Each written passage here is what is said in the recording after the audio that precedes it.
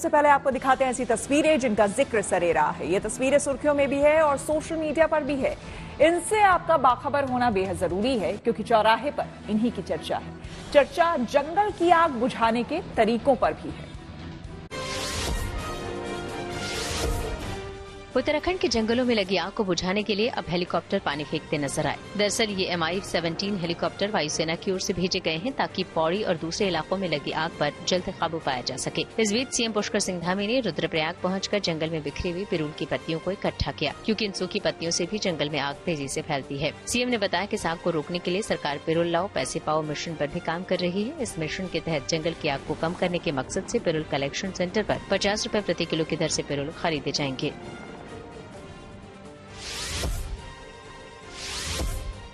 बिहार के किशनगंज में एक महिला ने एक साथ 5 बच्चों को जन्म दिया। बताया जा रहा है कि महिला और सभी बच्चियां स्वस्थ हैं। वैसे खास बात यह है कि इन सभी की डिलीवरी बगैर सिजेरियन यानी सामान्य तरीके से हुई। मध्य प्रदेश के सिवनी में तेज हवाओं और बारिश से शादी का मंडप उड़ गया, जिसके बाद बाराती और दूसरे रिश्तेदार वहां से भागते नजर आए। ये पूरा वीडियो सोशल मीडिया पर वायरल हो गया। इस तेज बारिश से कुछ इलाकों में ओले भी गिरे। बिहार के छपरा में एक साइकिल रैली निकाली गई, जिसके जरिए मतदाताओं को वोट डालने को लेकर प्रेरित किया गया। इस रैली में प्रशासन, स्वयंसेवी संगठन और स्कूली बच्चों समेत कई लोगों ने हिस्सा लिया।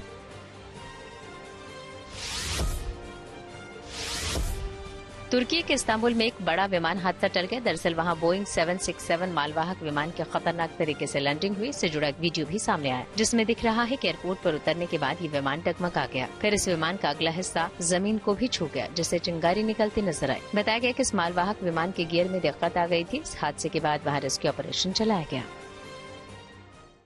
जिंदगी का सफर सुहाना हो, इसके लिए सावधान रहना जरूरी है। रोजमर्रा के आपाधापी में कुछ देर बैठकर सोचना समझना भी जरूरी है कि आपके आसपास क्या हो रहा है और जो कुछ हो रहा है उससे हमारी जिंदगी, हमारा परिवार कैसे प्रभावित हो सकता है। इसलिए हॉर्न बजाकर बाखबर करने वाली खबर जरूरी होती है। और आज की ये खबर गर्मी और गुस्से से जुड़ी हुई है। गर्मी और गुस्सा, इन दोनों का आपस में गहरा नाता है। जैसे जैसे टेम्परेचर बढ़ता है वैसे वैसे आपका गुस्सा भी बढ़ सकता है।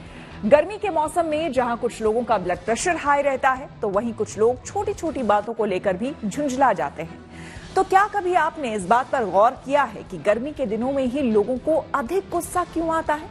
विशेषज्ञों की माने तो गर्मी में इंसानों के शरीर में कॉर्टिसोल यानी कि स्ट्रेस हार्मोन बढ़ने लगता है, और जैसे जैसे गर्मी का लेवल बढ़ता है वैसे वैसे कॉर्टिसोल का लेवल भी शरीर में बढ़ने लगता है, और इसका सीधा असर व्यक्ति के मस्तिष्क पर पड़ता है। लिहाजा बढ़ती गर्मी के साथ बढ़ते दिमागी पारे को लेकर खुद भी सतर्क हो जाए और दूसरों के लिए सावधानी वाला हॉर्न बजाए।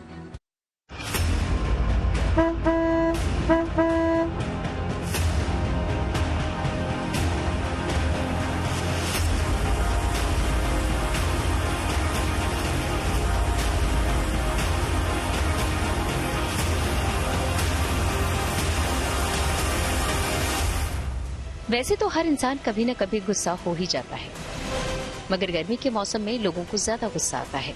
क्या आपने भी महसूस किया है कि गर्मी के दिनों में आप छोटी छोटी बातों पर झुंझला जाते हैं और कई बार छोटी छोटी बातों पर भी लोग गुस्सा करने लगते हैं, जिसका सीधा असर हमारे रिश्तों पर पड़ता है। दरअसल इस मौसम में शरीर में स्ट्रेस हार्मोन का स्तर बढ़ जाता है। इस हार्मोन को कॉर्टिसोल नाम से जाना जाता है। गतिविधियों में भी इजाफा हो जाता है। कई रिसर्च में ये भी पाया गया कि गर्मी के दौरान रोड एक्सीडेंट, रोड रेज और रिश्तों में होने वाले आपसी झगड़े भी बढ़ जाते हैं। इस मौसम में इंसान एंग्री बर्ड बन जाता है, यानी गर्मी में मौसम के पारे के साथ लोगों के दिमाग का पारा भी चढ़ता है, जिसकी वजह से तनाव, डिप्रेशन, एंग्जाइटी और रिश्तों में लड़ाई झगड़ा और मनमुटाव बढ़ता है। विशेषज्ञ गर्मी में इंसान के गुस्सैल और आक्रामक होने के पीछे इंसानी शरीर की बनावट को भी जिम्मेदार मानते हैं। गर्मी के मौसम में जब पारा 45 के पार पहुंचता है, लू के थपेड़े मुंह को जलाते हैं, तो सबसे पहले शरीर में पानी और ऑक्सीजन का लेवल कम हो जाता है। ऐसे में इंसान को बहुत तेज गुस्सा आता है, लड़ने का मन करता है और मामूली सी बात पर भी चिड़चिड़ाहट होने लगती है, जिसकी वजह से लोग आसानी से गुस्से, टेंशन, डिप्रेशन और आक्रामकता की चपेट में आ जाते हैं। ऐसे में ज्यादा गुस्से से निजात पाने के लिए सबसे जरूरी है अच्छी दिनचर्या और बेहतर खान पान। अच्छी नींद लेने के बाद सुबह जल्दी उठकर टहलना और हेल्दी नाश्ता और खाने में कम मसाले वाला सेहतमंद खाना बेहतर होता है। इसके अलावा कम अंतराल पर पानी पीते रहना जरूरी है। ये शरीर में ऑक्सीजन के स्तर को ठीक बनाए रखने के अलावा हाइड्रेट भी रखता है। अब सवाल है कि अशांत और बिगड़ैल मन को शांत रखने का उपाय क्या है और इसके लिए क्या करना चाहिए। तो सुबह की शुरुआत अपने मनपसंद संगीत से करें। ताजे फल और हरी सब्जियों का सेवन अधिक करें। नारियल पानी, तरबूज, नींबू पानी, खीरा, पुदीना, एलोवेरा जूस, मौसमी फल और जूस का सेवन करें। ज्यादा स्ट्रॉन्ग कॉफी न पिएं। स्नान के लिए ठंडे पानी का इस्तेमाल करें। ज्यादा धूप से बचें। मोबाइल से यथासंभव बचें। विवाद की स्थिति में तुरंत प्रतिक्रिया से बचें और इसे प्रैक्टिस में लाएं। टमाटर के सेवन से बचें। इसकी तासीर गर्म होती है, गुस्से का कारण बन सकता है। मसालेदार और हैवी खाना न खाएं। मिल्क प्रोडक्ट में कैसीन पाया जाता है जो गुस्सा बढ़ाता है, इसलिए कम मात्रा में डेयरी प्रोडक्ट लें। हर मौसम का शरीर और मन पर अलग अलग प्रभाव पड़ता है और इसी वजह से मौसम बदलने पर लाइफस्टाइल में चेंज की भी जरूरत पड़ती है। गर्मी के दिनों में जहां तक संभव हो दोपहर को बाहर निकलने से बचें। तपती दोपहरी में गाड़ी चलाते हुए आप भले अपने गुस्से पर कंट्रोल कर लें, लेकिन कोई दूसरा शख्स आपसे बेवजह लड़ाई मोल ले सकता है। रेड लाइट पर खड़ा कोई शख्स झुंझलाहट में लगातार हॉर्न बजा सकता है और रोड रेस पर उतारू हो सकता है। सड़क पर घूमते ऐसे सैकड़ों लोगों के गुस्से को कंट्रोल कर पाना न तो हमारे आपके वश में है और न ही इसकी कोशिश फायदेमंद है। ऐसे में गर्मी की तपती दोपहरी घर या दफ्तर में बिताना ही उचित है और बाहर जाने के लिए सुबह शाम का वक्त सबसे अच्छा हो सकता है। लिहाजा मौसम के पारे के साथ बढ़ते दिमागी पारे को लेकर खुद सतर्क हो जाएं और दूसरों को भी सावधान करने के लिए हॉर्न बजाएं।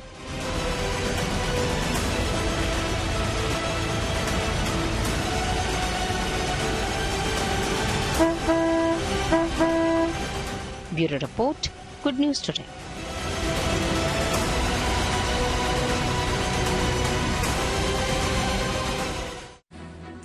गर्मी में इतना गुस्सा क्यों आता है और बढ़ती गर्मी के साथ दिमागी पारा क्यों बढ़ जाता है? कैसे दिमाग को रखें आप कूल? इस पर विशेषज्ञों का क्या कहना है, आइए सुनते हैं। हमारी बॉडी और माइंड दोनों ही बहुत गहरा कनेक्शन रखते हैं। अगर आपकी बॉडी को कंफर्टेबल नहीं फील हो रहा है या उसको मौसम के अनुसार पोषण नहीं मिल रहा है तो डेफिनेटली आपका माइंड भी अफेक्ट होगा, और अगर आपका माइंड पीसफुल नहीं है तो आपकी बॉडी भी उस चीज को एंजॉय नहीं कर पाएगी। तो आपको दोनों का ही ख्याल रखना है, किसी एक की वजह से ही दूसरा अफेक्ट हो रहा है। आप क्या कर सकते हैं? आप अपनी बॉडी को कुछ सूदिंग चीजें दे सकते हैं इस गर्मी के मौसम में, जैसे कि आप बहुत ज्यादा ऑयली और हाई कैलोरी फूड ना खा के कुछ ठंडा या लो कैलोरी फूड खाएं जिसको डाइजेस्ट करने में आपकी बहुत ज्यादा एनर्जी कंज्यूम ना हो, क्योंकि अगर आप बहुत हैवी खाना खाएंगे और आपकी बॉडी की बहुत ज्यादा एनर्जी उसको डाइजेस्ट करने में लग जाएगी तो आप बहुत अच्छा काम नहीं कर पाएंगे और आप अपने रिलेशनशिप में भी वो पैशन नहीं दिखा सकते हैं। सेकेंडली, आप अपने पहनावे में कुछ सूदिंग कलर्स का इस्तेमाल कर सकते हैं जो कि आपको बढ़ती गर्मी के साथ साथ एक अच्छा इफेक्ट दे और आपकी आंखों को भी वो देखने में अच्छा लगे। केजरीवाल पर शुक्रवार को फैसला संभव। आइए सीधे आपको लिए चलते हैं न्यूज एक्सप्रेस वे पर, जहां देश भर की कुछ और जरूरी खबरें कर रही हैं आपका इंतजार। दिल्ली के सीएम अरविंद केजरीवाल के अंतरिम जमानत मामले में सुप्रीम कोर्ट शुक्रवार को सुनवाई करेगी। संभावना जताई जा रही है कि कोर्ट उसी दिन कोई फैसला भी सुना सकती है। फिलहाल केजरीवाल शराब नीति मामले में जेल में बंद हैं। झारखंड के मंत्री आलमगीर आलम के निजी सचिव संजीव लाल को ईडी की टीम रांची में प्रोजेक्ट भवन ले गई। दावा है कि वहां मंत्रालय से पूछताछ के बाद कुछ और नकदी बरामद हुई। इससे पहले कोर्ट ने संजीव लाल को 6 दिनों की ईडी रिमांड पर भेजा था। दिल्ली में इस हफ्ते थोड़ी गर्मी से राहत मिल सकती है। दरअसल मौसम विभाग का कहना है कि अगले कुछ दिन राजधानी का अधिकतम तापमान 37 से 40 डिग्री सेल्सियस के बीच रह सकता है। इसके अलावा 10 से 12 मई के बीच दिल्ली में गरज के साथ बारिश होने की संभावना है। उधर हिमाचल प्रदेश में भी गुरुवार से अगले 3-4 दिन बारिश हो सकती है। यूपी सरकार ने नोएडा और ग्रेटर नोएडा में जमीन का बकाया न देने वाले बिल्डरों पर सख्ती शुरू कर दी। अब ऐसे बिल्डरों के जमीन आवंटन रद्द कर दिए जाएंगे। दरअसल कुल बकाये की 25% राशि जमा न करने वाले बिल्डरों पर ही कार्रवाई होगी। उत्तराखंड में चारधाम यात्रा को लेकर अब ऑफलाइन भी रजिस्ट्रेशन शुरू हो गया। चारधाम यात्रा 10 मई से शुरू हो रही है, जिसको लेकर पहले ही ऑनलाइन रजिस्ट्रेशन जारी है। खबरों के एक्सप्रेसवे से आगे रुक करते हैं सियासी ढाबे का, जहां आज की सबसे दिलचस्प खबर मौजूद है। अभी तक राहुल गांधी अडानी और अंबानी को लेकर प्रधानमंत्री मोदी को कटघरे में खड़ा कर रहे थे, लेकिन आज पहली बार प्रधानमंत्री मोदी ने तेलंगाना की रैली में अडानी और अंबानी को लेकर कांग्रेस पर हमला बोला। प्रधानमंत्री मोदी ने दावा किया कि अब राहुल गांधी अडानी और अंबानी का नाम क्यों नहीं लेते। प्रधानमंत्री मोदी के इस बयान पर कांग्रेस ने जबरदस्त पलटवार किया और कहा कि वो घबराहट में सफाई पेश कर रहे हैं।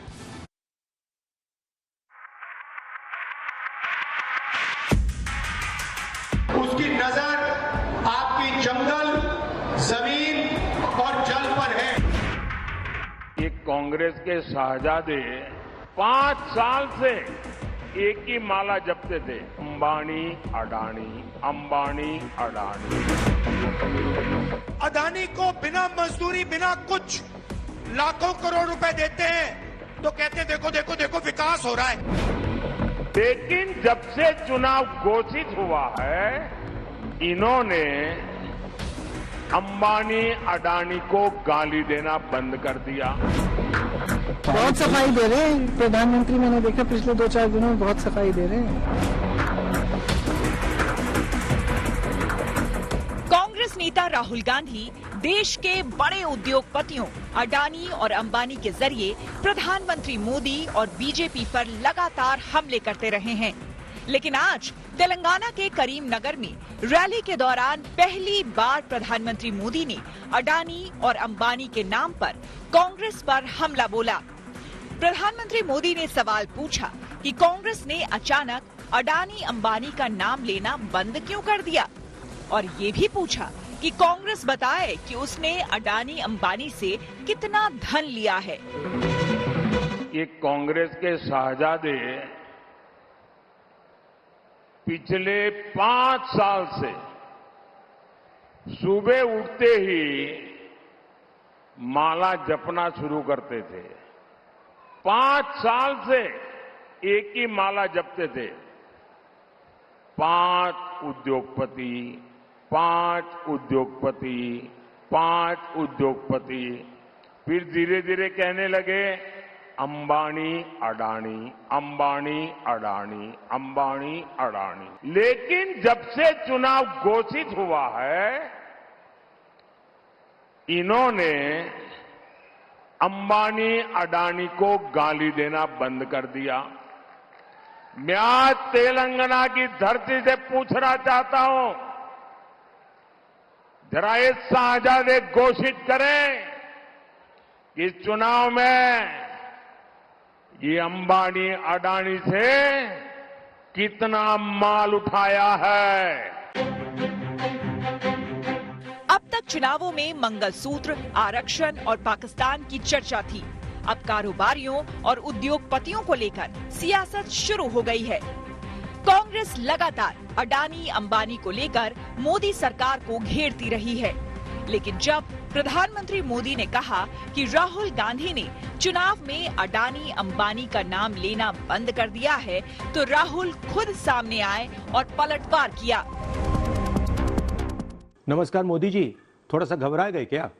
नॉर्मली आप बंद कमरों में अडानी जी अंबानी जी की बात करते हो, पहली बार आपने पब्लिक में अडानी अडानी अंबानी बोला। और आपको ये भी मालूम कि ये टेम्पो में पैसा देते हैं, क्या ये आपका पर्सनल एक्सपीरियंस है क्या? एक काम कीजिए, सीबीआईडी को इनके पास भेजिए ना, पूरी जानकारी करिए, इंक्वायरी कराइए, जल्दी से जल्दी कराइए, घबराइए मत मोदी जी। और मैं देश को फिर से दोहरा के कह रहा हूं, जितना पैसा नरेंद्र मोदी जी ने इनको दिया है ना, उतना ही पैसा हम हिंदुस्तान के गरीब लोगों को देने जा रहे हैं। राहुल के मैदान में उतरने से पहले ही बहन प्रियंका ने उनके लिए मोर्चा संभाल लिया था। बहुत सफाई दे रहे हैं, आपने सोचा है क्यों दे रहे हैं? देश की पूरी संपत्ति पकड़ा दी है इन खरबपतियों को। देश देख रहा है, देश समझ रहा है। हवाई अड्डे, बंदरगाह, सड़कें, आप नाम लीजिए, कोयला। मैं वहां गई छत्तीसगढ़ में प्रचार करने के लिए, कोयले के खदान इन खरबपतियों को पकड़ा दिए हैं। अब देश समझने लगा है।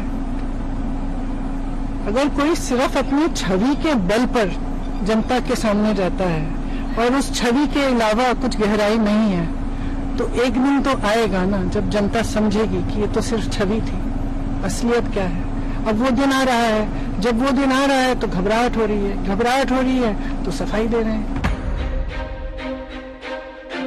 तीखा प्रहार कांग्रेस अध्यक्ष मल्लिकार्जुन खड़गे ने भी किया। सोशल मीडिया एक्स पर लिखा, वक्त बदल रहा है, दोस्त दोस्त ना रहा। 3 चरणों के चुनाव पूरे हो जाने के बाद आज प्रधानमंत्री जी अपने मित्रों पर ही हमलावर हो गए हैं। इससे पता चल रहा है कि मोदी जी की कुर्सी डगमगा रही है। यही परिणाम के असली रुझान हैं। फिलहाल 3 चरण के चुनाव हो चुके हैं। अब 13 मई को चौथे चरण के लिए वोट डाले जाएंगे, लेकिन चौथे चरण से पहले उद्योगपतियों को लेकर सियासी संग्राम छिड़ गया है। बाकी बचे 4 चरणों में सभी एक दूसरे को पीछे छोड़ने की होड़ में पूरा जोर लगा रहे हैं। लिहाजा सियासी समर का ये असर चुनावों में क्या गुल खिलाएगा, ये तो 4 जून को आने वाले चुनाव नतीजों के बाद ही पता चलेगा। Bureau report, good news today. News पर आगे है धन बाजार, जहां शेयर बाजार से लेकर कारोबार तक की सभी अहम खबरें होती हैं और इसका सीधा रिश्ता आपकी आमदनी आपकी जेब से होता है। तो तेज रफ्तार खबरों के बीच ये जरूरी खबरें छूट ना जाए, इसलिए सीधे आपको लिए चलते हैं धन बाजार। शेयर बाजार में काफी उतार चढ़ाव देखने को मिला। हालांकि कारोबार के आखिर में सेंसेक्स 45 अंक गिरकर 73,466 पर बंद हुआ, वहीं निफ्टी 22,302 पर सपाट बंद हुआ। सोने चांदी की कीमतों में गिरावट आई। दिल्ली सर्राफा बाजार में सोने की कीमत 150 रुपए कम हुई। इसके साथ ही अब दिल्ली में 10 ग्राम सोने की कीमत घटकर 72,300 रुपए पर पहुंची। वहीं चांदी भी 300 रुपए सस्ती हुई। अब दिल्ली में 1 किलो चांदी की कीमत 84,700 रुपए हो गई। मारुति सुजुकी भारत में नई कार लॉन्च करने जा रही है। कंपनी अपनी सबसे पॉपुलर कार स्विफ्ट के 4th जनरेशन मॉडल को 9 मई यानी कल भारत में लॉन्च करेगी। इस कार की बुकिंग 11,000 रुपए की टोकन मनी के साथ शुरू हो चुकी है। कहा जा रहा है कि इसकी डिलीवरी इसी महीने की जा सकती है। आइए अब रुक करते हैं प्रगति मार्ग का, जहां ऐसी खबरें हैं जो कि देश की तरक्की, प्रगति और लोगों की काबिलियत दिखाती है। ओवेरियन कैंसर महिलाओं को होने वाली एक खतरनाक और जानलेवा बीमारी है, जिसे लेकर जागरूक होना जरूरी है, क्योंकि शुरुआती दौर में ही अगर इसके लक्षणों को गंभीरता से लिया जाए तो इसका इलाज मुमकिन है। ऐसे में दिल्ली की मेघा आहूजा ने ओवेरियन कैंसर अवेयरनेस को लेकर एक मुहिम चलाई है, जिसे नाम दिया गया है आस्क योर मॉम। उनकी इस मुहिम से लोग जुड़ भी रहे।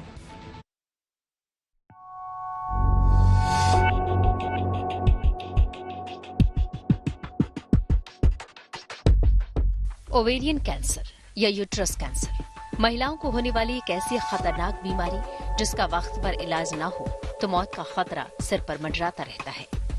लेकिन शुरुआत में ही पता चल जाए तो इस पर आसानी से काबू पाया जा सकता है। दिक्कत यह है कि इसके शुरुआती लक्षणों को लेकर लोग ज्यादा गंभीर नहीं होते, लिहाजा इसे पकड़ना मुश्किल हो जाता है और जिंदगी दांव पर लग जाती है। दिल्ली की मेघा आहूजा ने जब इसी कैंसर की वजह से अपनी मां को खोया तो इस खतरनाक बीमारी को लेकर महिलाओं को जागरूक करने का अभियान चला दिया।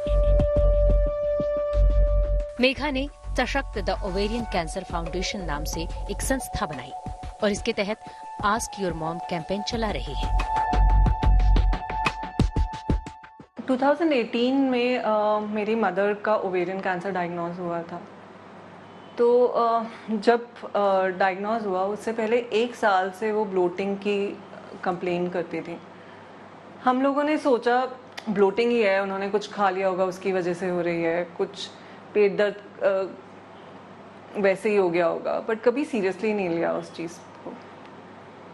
लेकिन जब उनका डायग्नोसिस हुआ वो स्टेज 3 डायग्नोसिस था। अगर 1 साल पहले कहीं सुना होता कि ब्लोटिंग भी कहीं ना कहीं कैंसर से कनेक्टेड हो सकता है तो मैं उसी समय मामा को डॉक्टर के ले गई होती और वह वहीं पर डायग्नोज हो जाता।